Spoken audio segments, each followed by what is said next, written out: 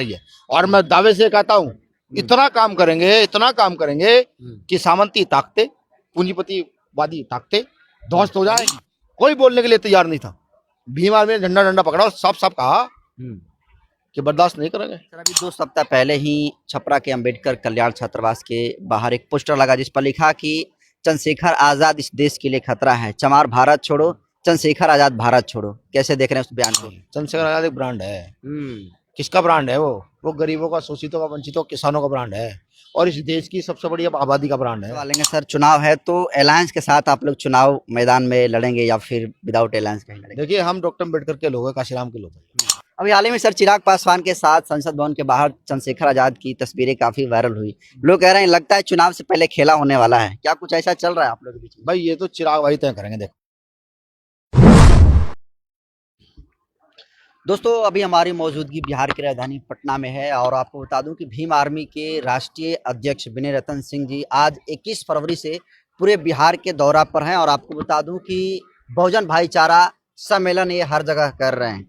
Sir, Bihar में विधानसभा का चुनाव होने वाला है और चुनाव से पहले बहुजन भाईचारा के माध्यम से क्या संदेश देने के लिए निकले हुए हैं? देखिए, ये चुनाव तो खैर हर 5 साल में कई बार आते हैं और लगातार हम लोग तो काम ही करना चाहते हैं। देखिए, हम बुद्ध के राज को स्थापित करना चाहते हैं, संत रैदास के राज को स्थापित करना चाहते हैं और जो बराबरी का राज है। बिहार में गैर बराबरी का पैमाना बड़े तेजी से बढ़ रहा है। जैसा भी मुझे जानकारी लगी, 200 बस्तियां जिसमें मुसर समाज के हमारे परिवार रहते थे, मुख्यमंत्री की आए और उन 200 बस्तियों को उजाड़ दिया गया। ठीक, अतिक्रमण के नाम पर। देखिए, वो लोग हैं कौन जो अतिक्रमण कर रहे हैं? कहाँ से आए वो लोग? एक इस देश पर, इस देश के 5% लोगों पर तो इस देश की सारी संपदा है और 95% लोग गरीब, शोषित, वंचित है। क्यों बंटवारा क्यों नहीं है संपत्ति का? सरकार है, सरकार जमीन क्यों नहीं इनको दे सकती? मकान बना के क्यों नहीं दे सकती? सब दे सकती है सरकार। सरकार अपना पेट भरना चाहती है सिर्फ। दलित ऐसे ही पिटता रहे, गिरता रहे, वो 200 लोग कहाँ जाएंगे? और ये काम पूरे बिहार में हो रहा है। इसके लिए कौन लड़ेगा?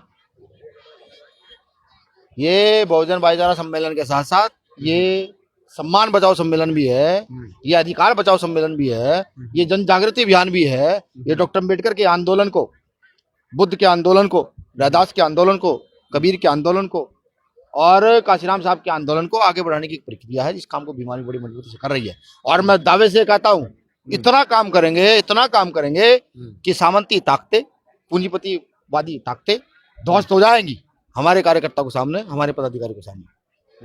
सर, भीम आर्मी का तो सब लोग नाम जानते हैं। बिहार में आप आए हैं तो एक जिक्र करते हैं। गन्ना उद्योग मंत्री हैं कृष्ण नंदन पासवान जी।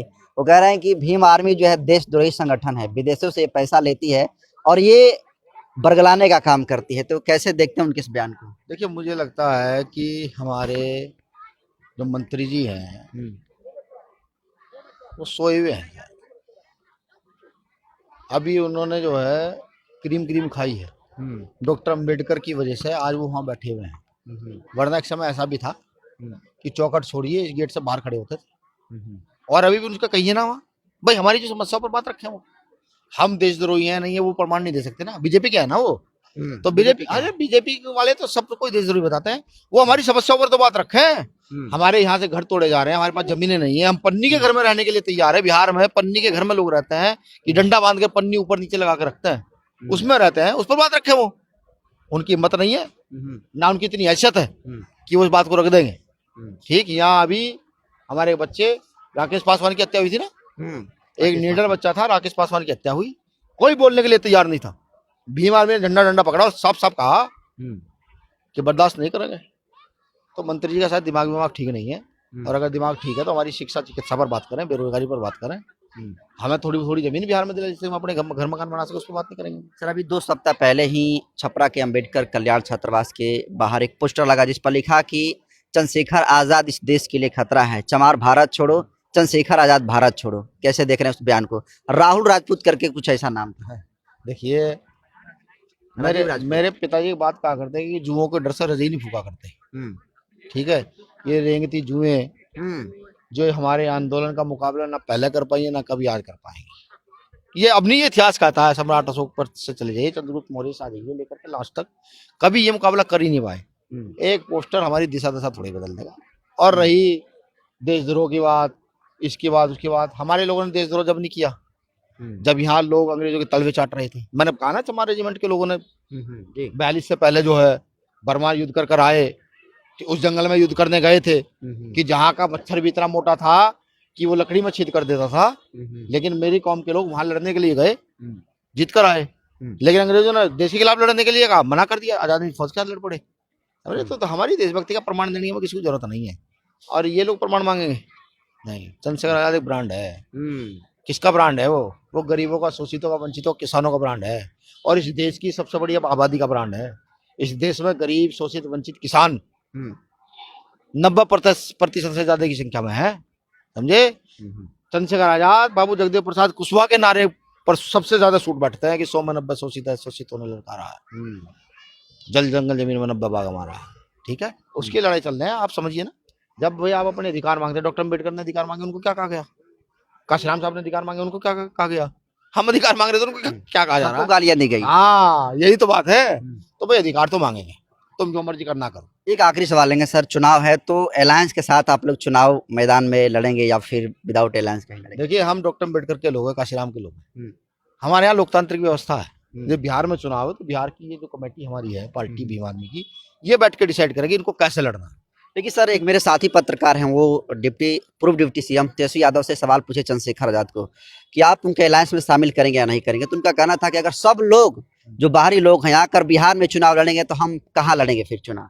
तेजस्वी यादव का कहना है। अब मुझे लगता है कि तेजस्वी भाई को समझना चाहिए, मैं यहाँ के विधायक का चुनाव नहीं लड़ सकता, तो मेरी आईडी, मेरा प्रूफ यूपी का है।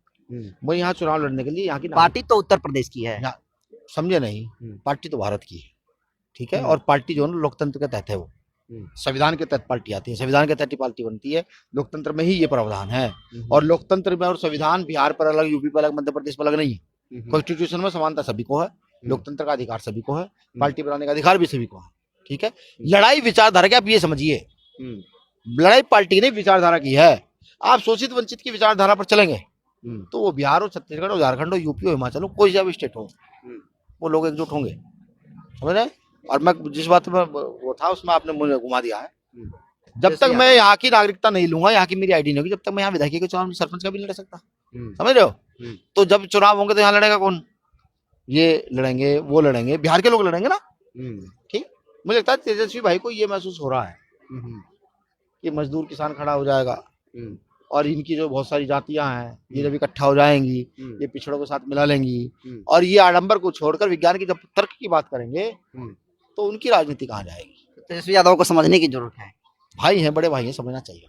अभी हाल ही में सर चिराग पासवान के साथ संसद भवन के बाहर चंद्रशेखर आजाद की तस्वीरें काफी वायरल हुई। लोग कह रहे हैं लगता है चुनाव से पहले खेला होने वाला है, क्या कुछ ऐसा चल रहा है आप लोगों के बीच में? भाई ये तो चिराग भाई तय करेंगे। देखो, हम तो माननीय रामविलास पासवान जी का संघर्ष वो पढ़ा, देखा तो नहीं, पढ़ा, उनका सम्मान करते हैं। और चिराग भाई को अगर ये लगता है कि नहीं हमें यहाँ की व्यवस्था बदलनी है, स्वागत है। लेकिन वो तो कैबिनेट में केंद्रीय मंत्री हैं, क्यों आएंगे? हमने अब वो तो मैंने क्या कहा, वो अगर चाहेंगे। देखिए यार, मंत्री होना, लोगों के, अपने लोगों के उत्थान पर काम करना, दोनों अलग अलग चीज है। ठीक है, आइडियोलॉजी है, एक बुद्ध की आइडियोलॉजी है और एक युद्ध की आइडियोलॉजी है। ठीक, दोनों का समावेश नहीं हो सकता। एक तरफ आडंबर है, एक तरफ विज्ञान है, एक तरफ तर्क है, एक तरफ वितर्क है, दोनों का समावेश नहीं हो सकता। अगर नहीं होगा सर, चुनाव आने वाला है, तेजस्वी जो चिराग पासवान हैं, चंद्रशेखर आजाद कहीं टकरेंगे तो नहीं? भाई मैं तो चिराग भाई को ये कहता हूँ कि उनको जो है ना रामविलास पासवान जी की आइडियोलॉजी पर चलना चाहिए, जिस आइडियोलॉजी को लेकर रामविलास पासवान जी खड़े हुए थे, जिस आइडियोलॉजी को लेकर काशीराम साहब खड़े हुए थे, उन लोगों ने मिलकर के, यहाँ सब लोगों ने मिलकर के, बहुत सारे नाम हैं जिन्होंने यहाँ मिलकर के मंडल कमीशन लागू करा दिया। समझ रहे हैं? उन लोगों की तो देन है, मंडल कमीशन लागू करा दिया। उस आइडियोलॉजी पर चलना चाहिए। ठीक है, जो चिराग पासवान नहीं चल रहे हैं। अब यार कहाँ कोई एक काम तो बताइए जो उन्होंने शोषित वंचित के लिए किया।